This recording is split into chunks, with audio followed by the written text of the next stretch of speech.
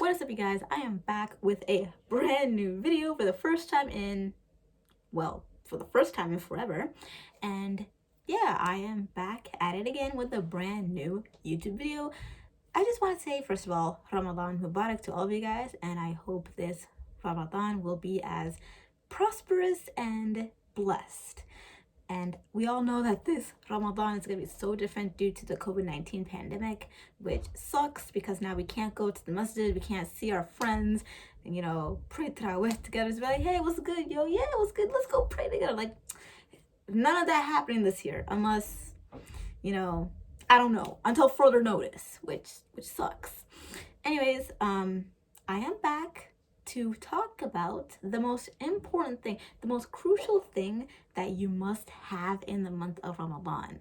And that is, say it with me now, time management.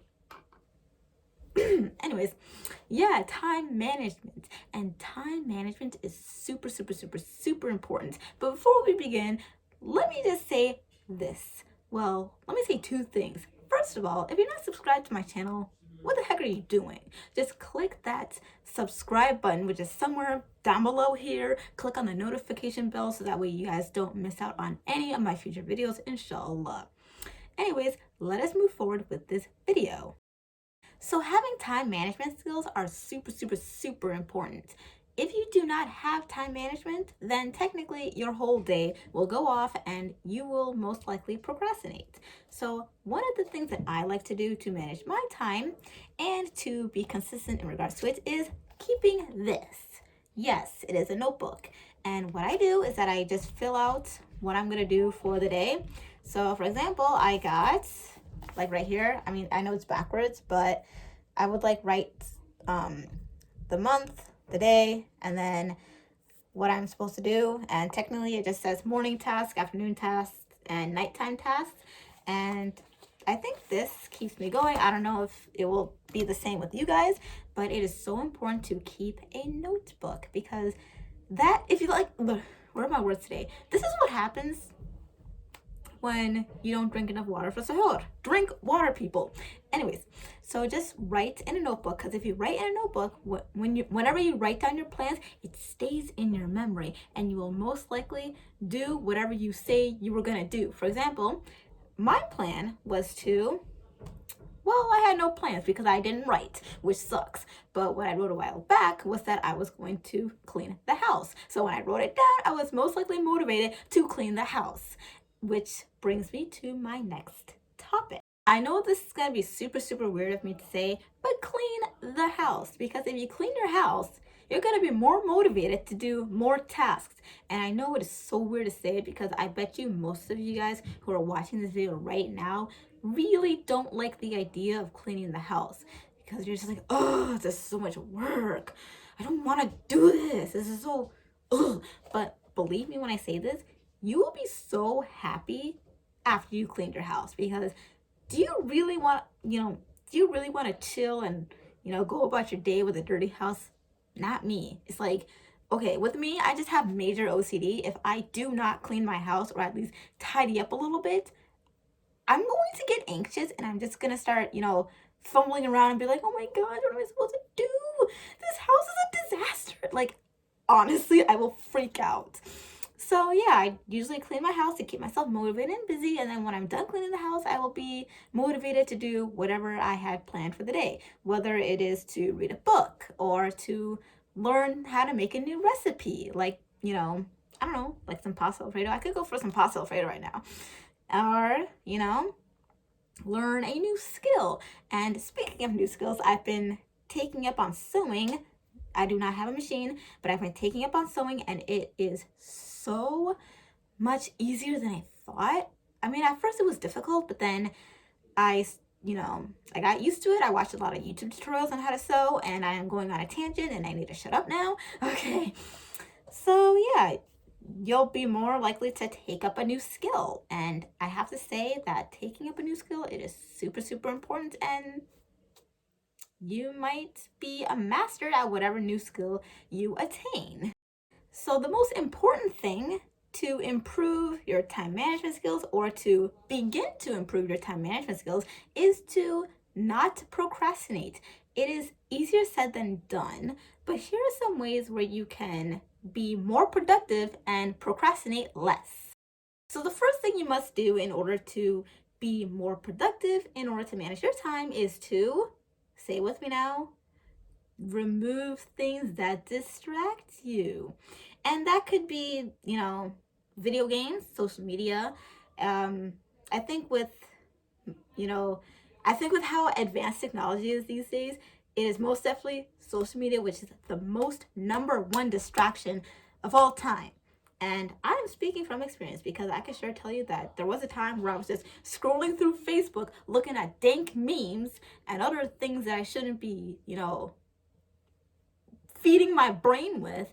And I'm just like, you know what? This is horrible. And then once upon a time I got a message that says, bing, hey Layla, we should, literally change ourselves for the better. And I suggest you just, take a break from social media. I'm gonna take a break from social media myself too. And I'm thinking like, you're so smart. So then I was like, I'm going to try this. So I immediately deleted Facebook and then focused more on myself and improving my time management skills. And then when I got back on Facebook, I didn't see myself go online that much. So yeah, so you gotta delete things that distract you. So remove things that you will most likely be distracted. Okay, so the noise that you're hearing is from my little brother, and you will be hearing this a little bit throughout the video. I just thought I'd let you know. Goodbye.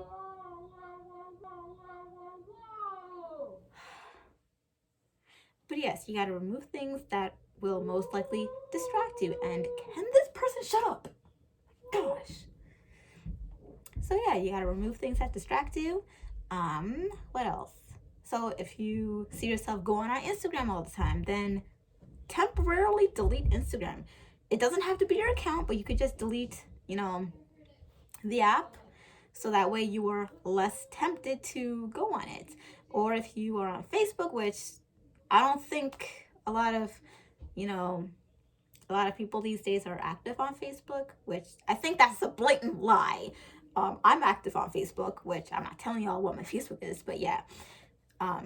If you're distraction on Facebook, just delete the Facebook app. Simple as that. You can keep Messenger. Like what I did was I deleted the Facebook app, but then I kept Messenger, but then I turned off the active status so that way people aren't tempted to message me much. But nonetheless, people still reach out to me and makes me feel loved. Okay, so moving along with the whole social media stuff comes video games. If you see yourself playing so many video games, like what's that game? Fortnite. If you see yourself playing Fortnite way too much, then you gotta turn off Fortnite, which I can't speak for video games. I got two brothers. They play video games 24/7.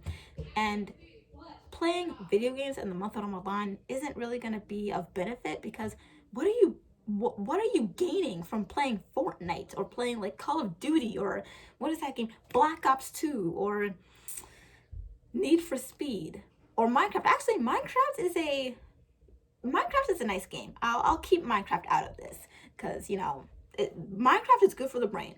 But anyways, if you see yourself playing video games more and more, unplug your PS4 or your Xbox or whatever you got, put it somewhere, and then when you feel like you won't be tempted to play with it much, then you can try to unplug or replug your video game system, and you might see yourself playing whatever game you played less and less. The next important thing that you must do in order to manage your time productively and efficiently is to wake up early.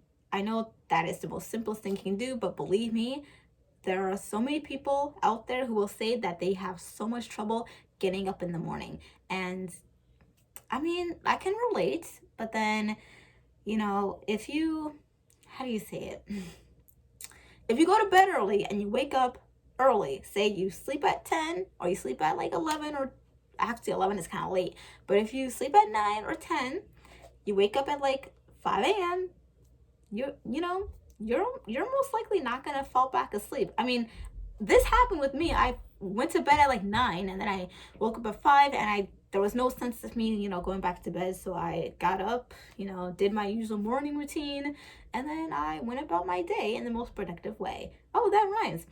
But yeah, the most important thing is that you have to wake up early, because if you sleep in and you wake up at like 12 or 1, which is like way too late, by the way, there's not going to be that much time left of the day for you to be productive. So the more early you wake up, the more productive you will be, and you will go about your day, and you can, you can get a lot of stuff done between like 7 a.m. until like, I don't know, lunchtime, and then you can, eat, do whatever you want for a little bit, like take an hour break, which I will get to in a moment, and then go back to being productive. The next thing is to take breaks in between.